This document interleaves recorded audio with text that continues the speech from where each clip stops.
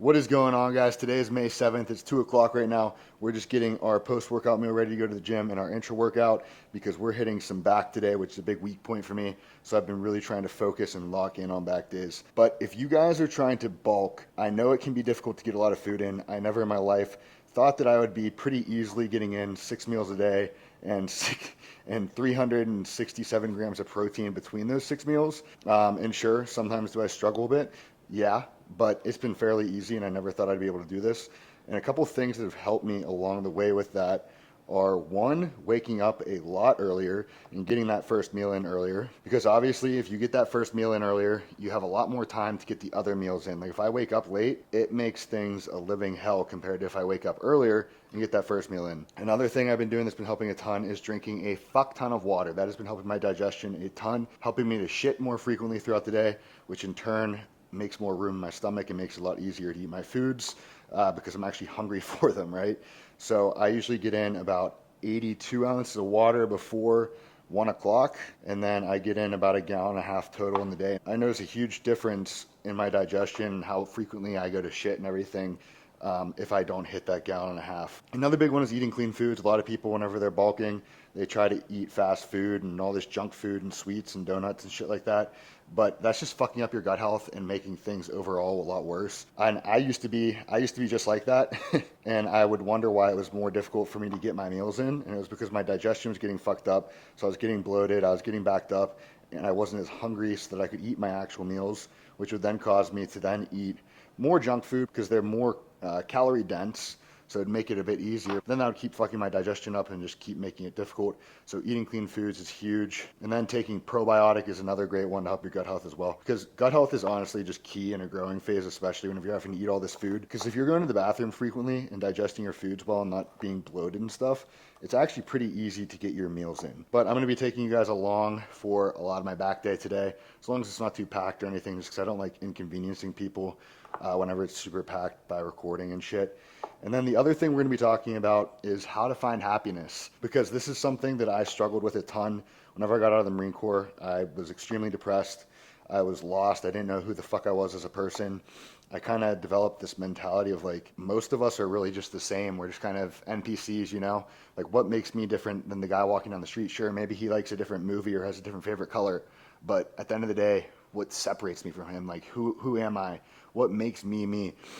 And I would, I'd be like crying every night in the shower and like praying to God, asking like, why can't I be happy? Why can't I be happy? And I just wanted to be happy. I couldn't understand why I couldn't find that. And there's a great philosophy by a guy named Alan Watts. It's called the backwards law. The more you seek something out, the more you're going to find the exact opposite of it. So if you're continuously trying to find happiness, you're going to become unhappy. Because whenever you're trying to find happiness, you're trying to avoid stress, struggle, uncomfortable situations in order to try to be happy, but that in turn is going to make you more unhappy. Because what we're really looking for in life is not happiness. You're not looking for happiness in life. There are moments in life that are happy, but you're never going to be just in a constant state of happiness in life. And once you accept that, you can truly begin to enjoy all of life and live what you really want, which is a fulfilling life. And a fulfilling life has moments of happiness, has moments of difficulty and struggle, but it's all worth it because you're pursuing something that is greater than you. And that's what makes it fulfilling. So to really start, the thing we aren't searching for, the thing you aren't searching for, is not the thing that you clicked on this video for. It's not happiness.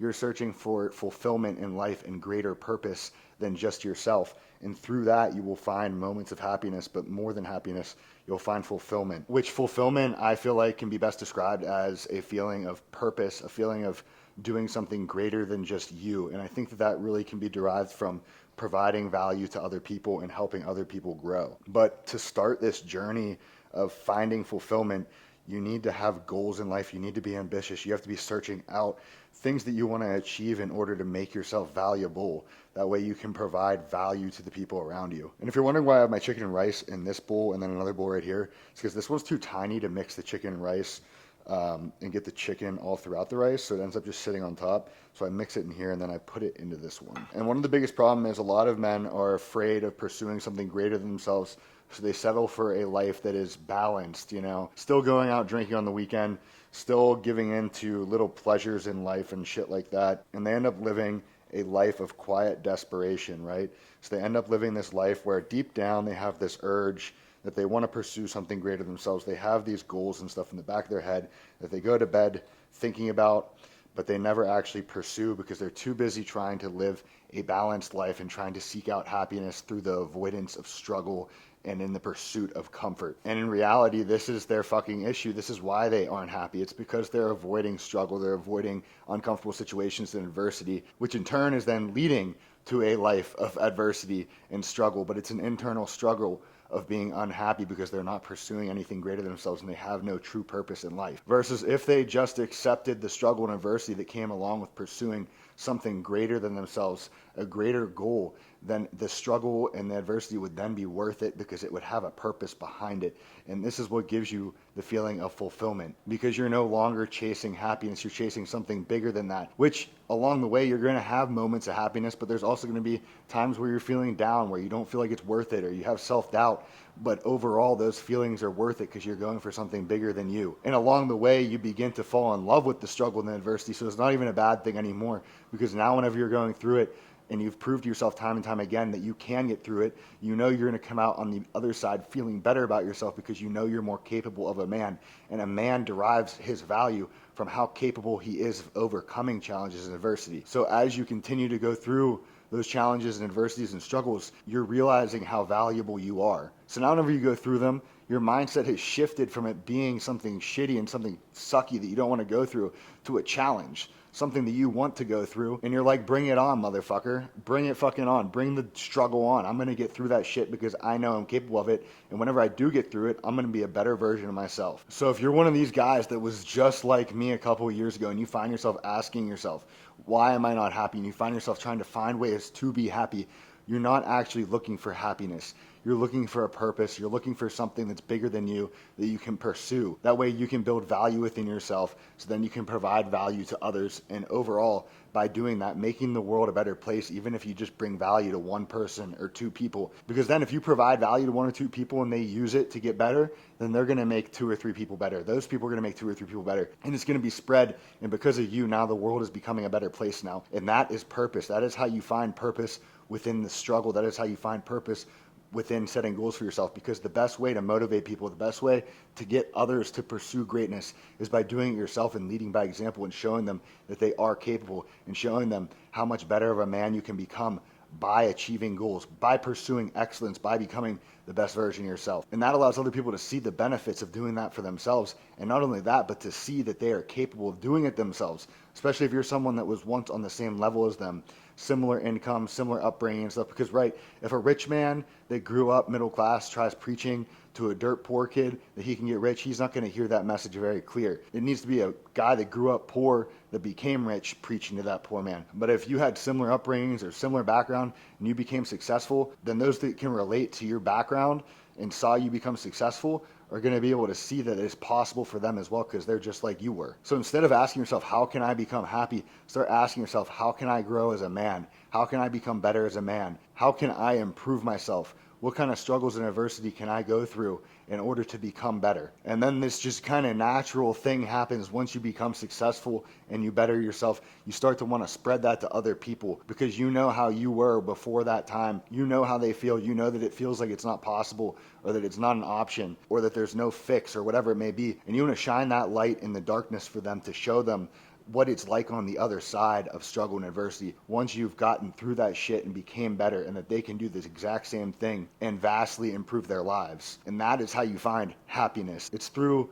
trying to achieve fulfillment and finding purpose, having a purpose in life, something bigger than you. Because the thing is, just like a lot of guys, they have these goals and shit that they go to bed thinking about, but they just kind of brush off, and they live these lives that's like a fucking giant Groundhog Day where they don't have a purpose in life. They don't have something they're actively pursuing. They don't have that burning desire in themselves to become better. And they just keep living this mediocre life where things are going to be pretty much the exact same in 10, 20 years. And then they're asking themselves, why am I not happy? And it's like, dude, because you already know where you're going to be in 20 or 30 years because you're not doing anything with your life. You're not becoming better. How could you be living a happy life knowing that? Quit avoiding struggle. Quit avoiding adversity. Seek that shit out in the pursuit of something great, man, because you have that shit in you.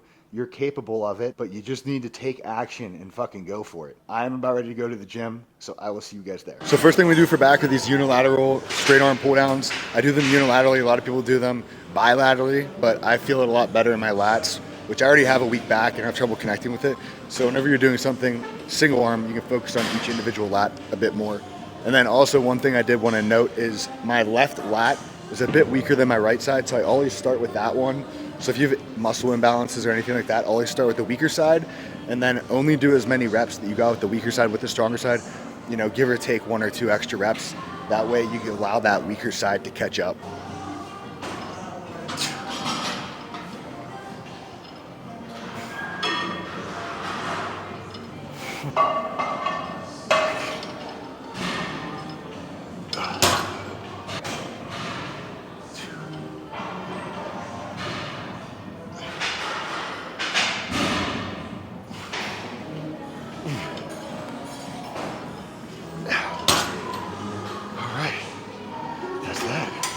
All right, so next we have this unilateral lat focused row, and it's going to be lat focused because whenever we're doing it, you'll see that I'm keeping a neutral grip with my elbow tucked like this. If you wanted to make this more of an upper back movement, you'd have your elbow flared out and be squeezing with your upper back, obviously. And one thing I did want to touch on real quick, right, is a lot of people are starting to want to record themselves in the gym and do social media and all that stuff, and you have to accept the fact that you're going to get weird fucking looks when you're in here. And it's not out of animosity or people disliking you. Most of the time, you will get some guys like that, and at the end of the day, fuck them. I mean, I just think to myself, who has the R8 out there and who's driving the piece of shit old truck? If you're looking at me in that kind of sense. But a lot of people, I mean, you're talking to a camera, you're recording yourself, it's kind of weird. They're gonna look. Who gives a fuck? If you're trying to do anything outside of the average, outside of the norm, people are gonna give you weird looks. They're gonna say you're being weird, you're not doing what's normal, blah, blah, blah. But at the end of the day, who wants to be fucking normal? Look at the normal person's physique, look at the normal person's salary, look at the normal person's fucking car, look at the normal person's girlfriend. Do you want to be fucking normal, or do you want to be weird and you want to be above average, which is the same as weird? But you're gonna have to do weird shit to be above average. You have to do shit that not everybody else does, and people are gonna think it's weird because it is. It's different, but that's what's gonna make you above average and better at the end of the day. So you just gotta say fuck them, put your head down, get to fucking work, do your thing, and know at the end of the day that it's gonna make you better and take you to your goals and get you to where you wanna be in life. And they are gonna stay exactly where they are right now for the next 5, 10, 20 fucking years because they're too afraid of being looked at as weird.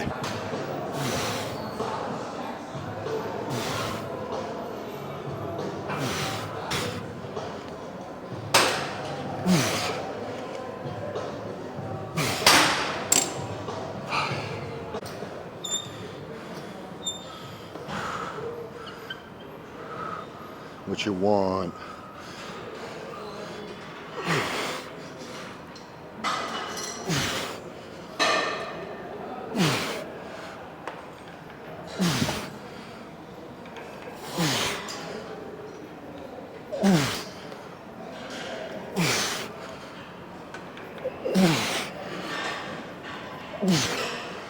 All right, so next we're supposed to be doing bent over barbell row or bent over dumbbell row, but my lower back's been fucking killing me lately. And I actually love bent over barbell row. I prefer it way over a fucking machine.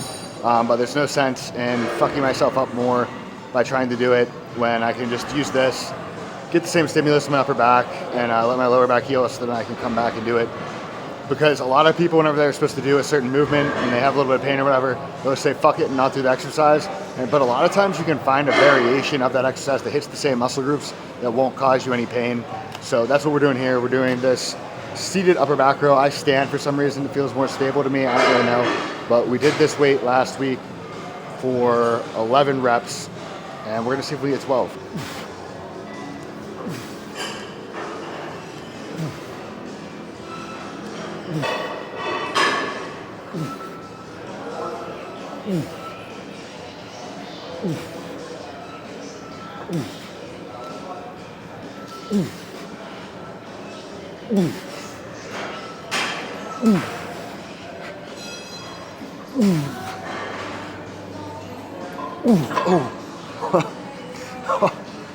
My fucking nuts. I had too much, oh my God. My left nut got really fucking, I had too much momentum there and I swung and kind of humped into there.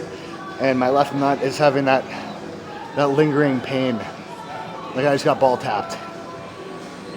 Oh, got 12. We got 12, but yeah. That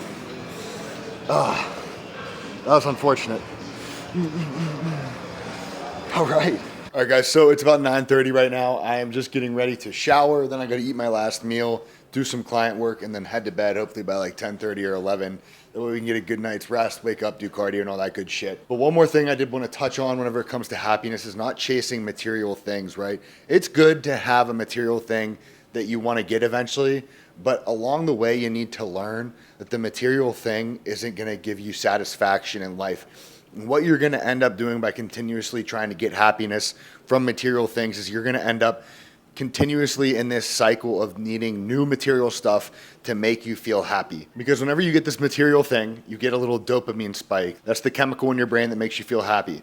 But it goes away real quick, and then all of a sudden that thing just turns back into a normal fucking thing. Like my R8, for example, it made me feel good for a little bit, but it went away real quick. Now it's just a car. You know what I mean? It still looks awesome and it's fun to drive, but it doesn't feel how it did before, you know what I mean? And I knew that buying it. I wasn't buying it for the reason of needing a dopamine spike or thinking it was going to make me happy. I just like the way it fucking looks and I like the way it sounds. But a lot of people today are dopamine addicts because you got to think of dopamine like a drug. And they're constantly chasing that little spike, that next thing that will give them a little dopamine hit and make them feel happy in the moment. And basically what this is the same concept of chasing comfort and that keeping you from achieving your goals. Because you're not going to get a lot of dopamine hits whenever you're chasing a goal and going through struggles and adversity. And so people continuously are looking for comfortable things in order to give them that dopamine spike and keep them satisfied in the moment for a short period of time. It goes away, then they're miserable again, and they seek out that next dopamine hit. So you need to start rewarding yourself after hard work and adversity to teach your brain that it doesn't get that dopamine spike until it goes through something difficult. You get a cheat meal after a month, 2 months of being on your diet. You don't get that new laptop or that new car or whatever until you've made X amount of dollars in a month, an amount of money that you had to struggle and work your ass off to achieve, right? And by doing this, you're training your brain to realize that I need to go through these struggles in order to get the dopamine and be happy. And then what that does is it makes your brain accustomed to going through this struggle and adversity. It makes it not so hard because it knows afterwards you're getting a reward. But then along that journey, eventually you get to a point where you're not really even thinking about the reward side of things too much. And you start to begin to love the journey and love the adversity and love the struggle along the way. But this is a good way to just get started along that journey and getting your brain kind of hardwired into that mentality. And one more thing I did want to talk about too whenever it comes to being happy and stuff is not being a people pleaser. So many people live their lives trying to make other people happy and doing things for other people that aren't going to do anything for them in return. In your life, you're going to have very few people, if we're being real here, that actually care about you as much as you care about them. And they're going to be willing to go out of their way to help you and be there for you and truly want to see you succeed. So you got to quit trying to make everybody fucking happy because all you're doing by making everybody else happy is making yourself unhappy. You need to focus on you, focus on your goals, and stop putting other people ahead of them. Because at the end of the day, all you're doing is putting yourself on the back burner. And there's a time and a place to be selfless and put other people ahead of you. But you need to have that firm foundation built within yourself first, so then you can truly be selfless. Because until you have that firm foundation built where you're in a good place to where you can actually be selfless, if you're not at that point in your life, even subconsciously, you're expecting some kind of help in return in the future. Otherwise, you're going to get mad at that person. But once you have everything you need in life, you're truly happy being alone, truly independent, and don't need anybody else, that's whenever you can actually be selfless because you don't need anything in return. You never expect anything in return, and you're just helping people to help. But at the end of the day, like I said, we aren't chasing happiness. We're chasing purpose and fulfillment in life. That is the key, and that's the thing you need to get through your head. You got to quit seeking out happy. You got to quit seeking out comfort and start looking for a purpose. Start looking for a goal. Start growing yourself as a man and find fulfillment through that purpose. But that's going to conclude today's video, and I will see you guys in tomorrow's.